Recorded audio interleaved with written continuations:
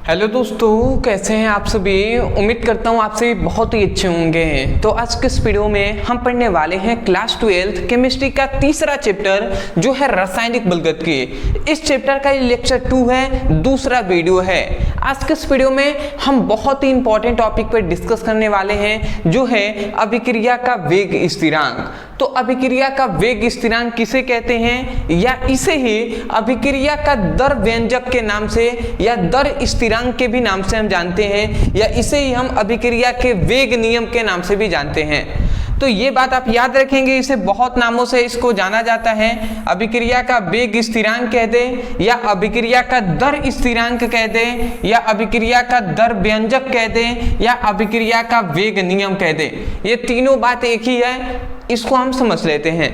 देखिए यहाँ पे हमने परिभाषा लिख दिया है, बट यदि आपको परिभाषा रटना नहीं, समझकर याद करना है तो वीडियो को अंत तक बने रहें। आसानी तरीके से समझ में तो आएगा ही, प्लस याद भी हो जाएगा, ठीक है ना। क्योंकि हमें समझकर याद करना है, समझकर याद करेंगे ज़्यादा समय तक हमारे दिमाग में, माइंड में रहेगा। देखिए हमने यहाँ पे परिभाषा क्या लिखा है कि किसी रासायनिक अभिक्रिया में अभिकारक की सांद्रता एकांक हो तो उस समय अभिक्रिया का वेग ही अभिक्रिया का वेग स्थिरांक कहलाता है। समझ में आ गया होगा तो अच्छी बात है, नहीं आया समझाते हैं जी, क्या दिक्कत है।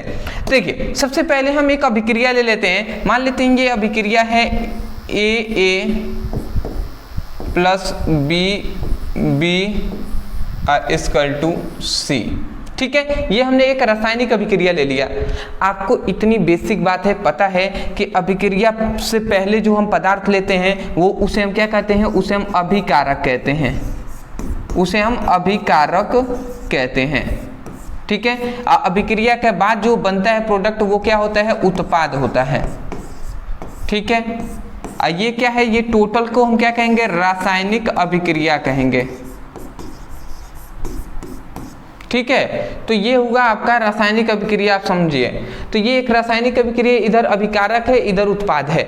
एक और मैं बता दूं, देखिए ये ए बी यहाँ पे स्मॉल दिखाई दे रहा है, यहाँ पे आगे बी ए बी बड़ा लेटर में दिखाई दे रहा है। तो जो स्मॉल है ना, स्मॉल ए है वो एक नंबर है, जैसे 2 3 4 5 1 2 ऐसे नंबर है।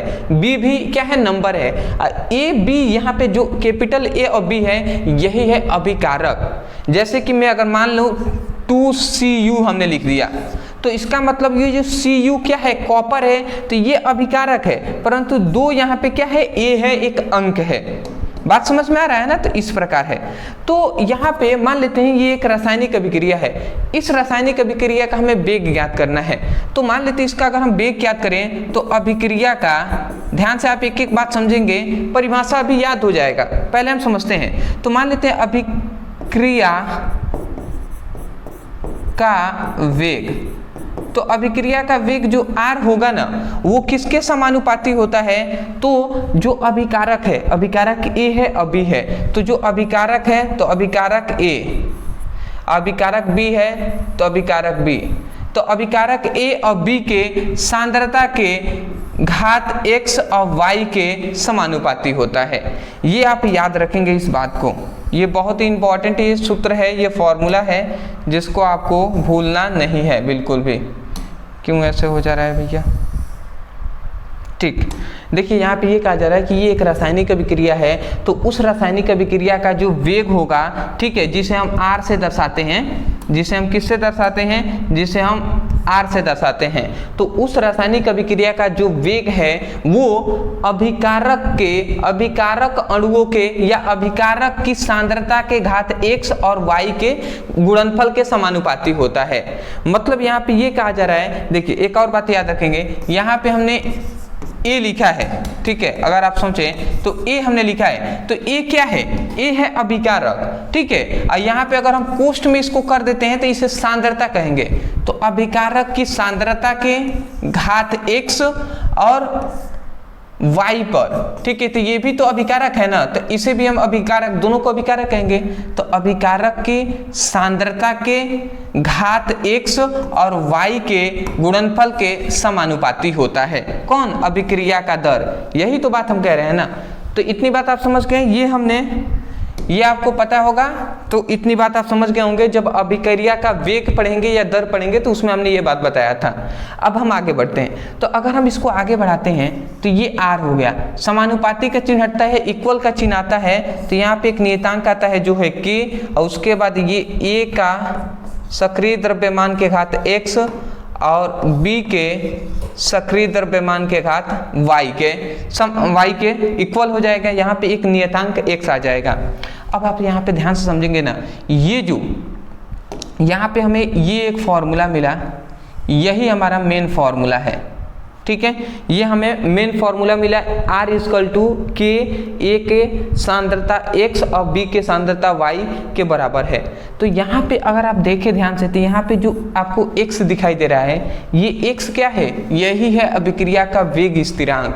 क्या है, वेग स्थिरांक। तो अब हम कैसे परिभाषा करेंगे वो आपको अभी यहाँ पे समझ में आ जाएगा। देखिए परिभाषा हम कैसे कर रहे थे, तो यहाँ पे x क्या है, जो r क्या है, अभिक्रिया का वेग स्थिरांक है, r क्या है, अभिक्रिया का वेग है। तो ये जो अभिकारक दिखाई दे रहा है आपको x a अभी, ठीक है। तो यदि अब आप ध्यान से समझेंगे, यदि यहाँ पे जो a है, जो a के घात x और b के घात y, ये जो आपको देखिए ये अभिकारक ही है ना, तो अभिकारक को यदि हम एकांक ले लेते हैं, एकांक मतलब एक, यदि अभिकारक को हम एक ले लेते हैं, एकांक ले लेते हैं, तो उस समय पर जो k होगा वो r के बराबर होगा, उस समय पर जो r होगा वो k के बराबर हो जाएगा। होगा कि नहीं होगा जी, होगा। तो ये r क्या है, r है अभिक्रिया का वेग, और x क्या है, वेग स्थिरांक, यही तो है वेग स्थिरांक,